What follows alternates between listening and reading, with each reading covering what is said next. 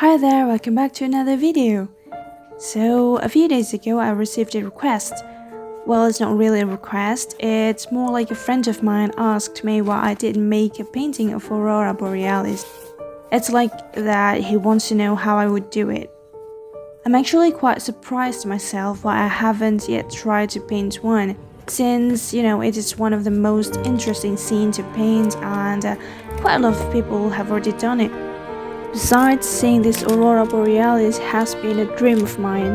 It has been there sitting on my bucket list for a while, waiting for me to be able to accomplish it and see it in real life.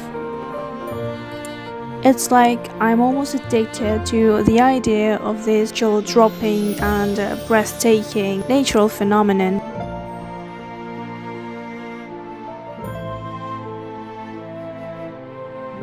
So here we are, I'm going to give it a shot.